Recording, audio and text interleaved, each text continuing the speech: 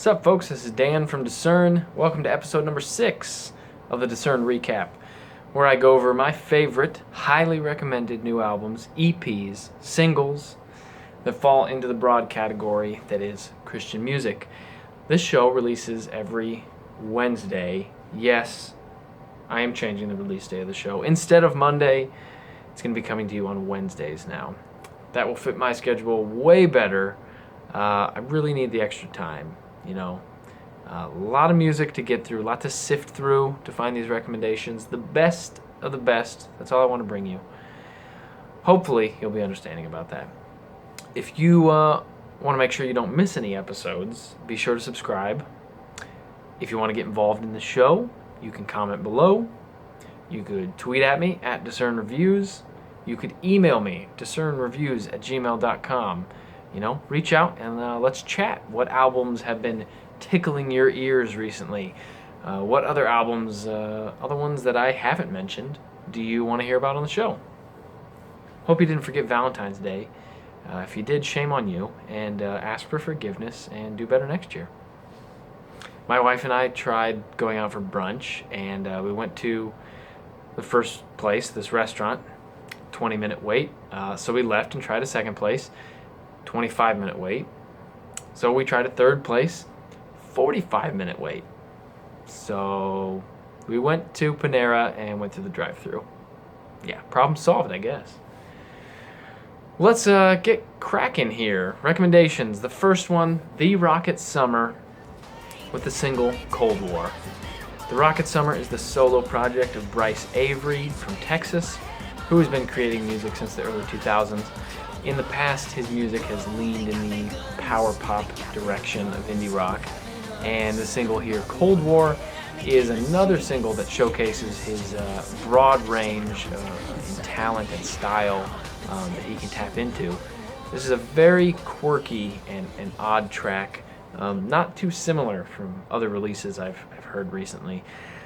The vocal delivery from Bryce is overly dramatic and embellished, almost theatrical. And like other singles that he's dropped recently, there's a good dose of sampled percussion that the song rests on, some shaker, miscellaneous pings and thumps, even some beatboxing, I'm pretty sure. It all comes together to form this really eclectic pop groove. The Cold War in this song, the tension, the panic in the streets, is reflected, I think, really well in the turbulent swirl of short vocal yelps and screams and distorted guitar squeals that really form the personality of the song. The song is a bit unsettling, opposite of how comfortable most pop songs feel. But I think it does a good job of balancing that unsettling feeling with a pretty good pop hook and vibe, albeit odd. Based on this single and the others we've heard from The Rocket Summer over the last few months, I'm expecting a pretty great album, which actually comes out in a couple weeks. Moving on, second recommendation, Audrey Assad with the album Inheritance. Audrey Assad is a singer-songwriter who's been surrounded by and been making Christian music for much of her life. It's a traditional part of her background, and that personal history of hers undoubtedly influenced this new album, Inheritance. This album is 11 tracks of mostly hymns, a few originals, done in a new age, neoclassical, even soundscape influenced sound.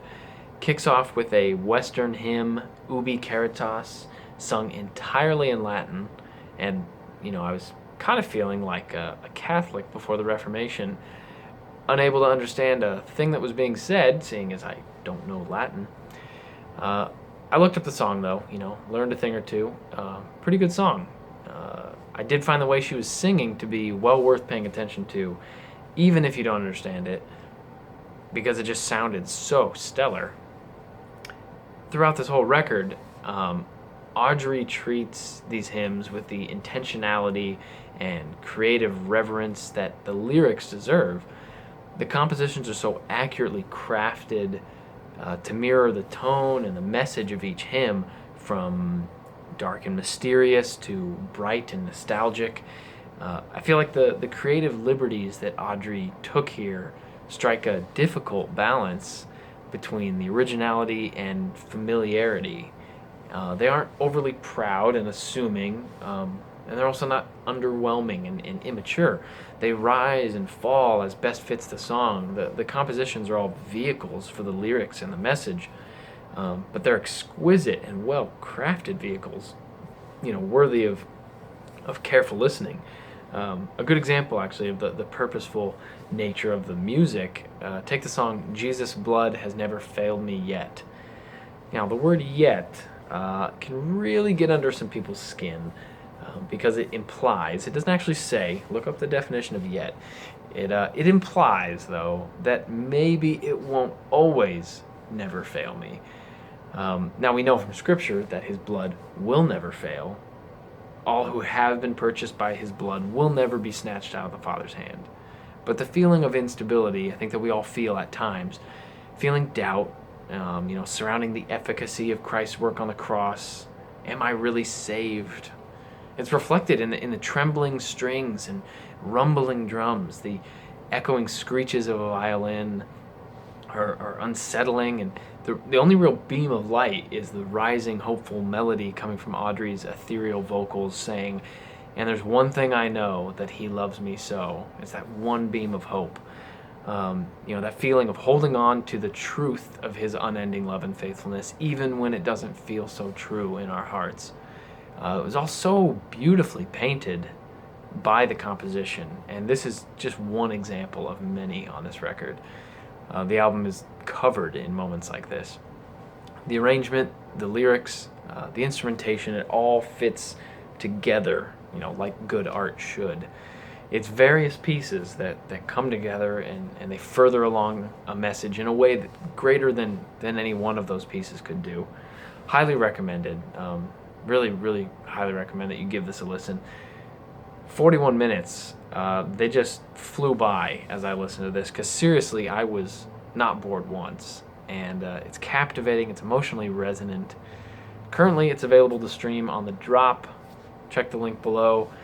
But in my opinion, this is one worth purchasing and having for yourself. Awesome album. 3 tracks I would recommend to get your feet wet: I Wonder As I Wander, Ubi Caritas, and New Every Morning. Third recommendation, Great Awakening, Figure It Out, their EP. It's the debut EP from Great Awakening, the synthpop, indietronica, sort of new wave pop duo of Cole Johnson and Zach Giannicello. They've released some music here and there in the past, like the singles Restitution or Margins or the Songs in Secret series, but this EP comes off like Great Awakening is really trying to move in a new direction, focused in music that comes from their Christian worldview. It's influenced by it, but it seeks to be bold in a musical, creative direction and sort of push the boundaries a bit. I'm excited to see, I guess, if a full-length album in this style of this EP is coming somewhere down the line. I mentioned one of the singles from this EP a few weeks ago, Terror Bells. Loved it then, love it now. This whole EP, only 15 minutes long, is bookended by these 2 poppy, energetic tracks. And so the feel of the album sort of starts out captivating and exciting, slows down a bit with the 2 middle tracks. They're more down-tempo, and caps it off with arguably their most energetic tune, Deathbed. There are so many little moments packed in this EP that make it worth your while to listen carefully and even go back and listen again. Lots of stuff buried in the mix that's worth discovering. Little synth lines, heavily affected backing vocals, just small things that sit around the main thrust of the songs as a whole and decorate them really nicely.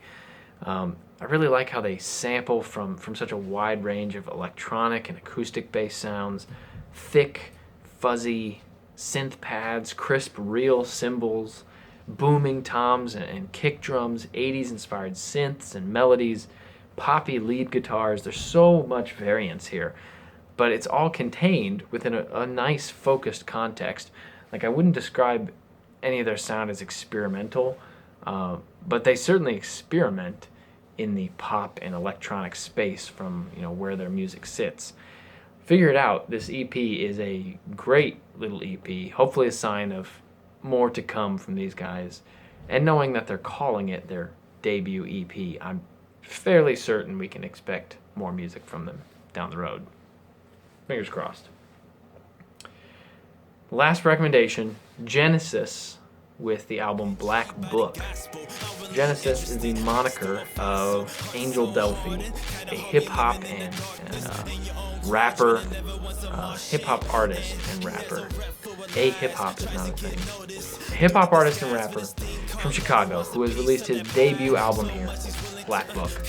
In Genesis's own words, Blackbook is a reflection of my wrongs against the Lord, as well as what I've witnessed growing up in the west side of Chicago, and how, despite my sin and sins around me, Christ has chosen to redeem me. It's all by His doing, not mine, and He can and will redeem others and lay to rest our black books.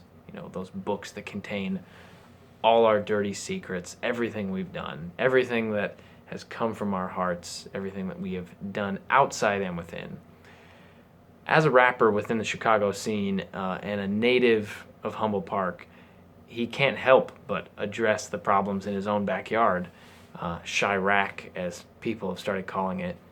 The second track on this album, called Chicago, deals directly with this gang violence and death that's permeated his community.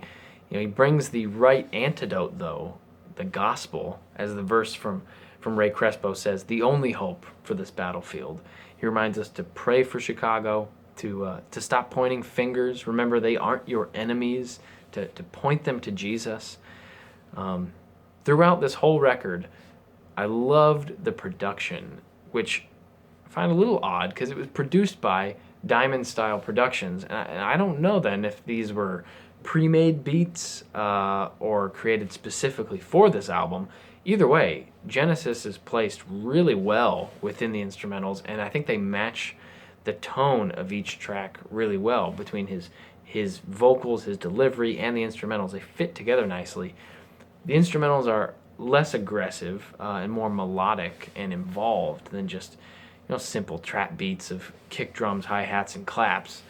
It reminded me actually of the production we used to hear a lot more of in Christian hip-hop, stuff like Shai Linne, Stephen the Levite, Sho Baraka. The instrumentals are dynamic and variable. How some tracks are just 2 or 4 bar phrases that repeat over and over.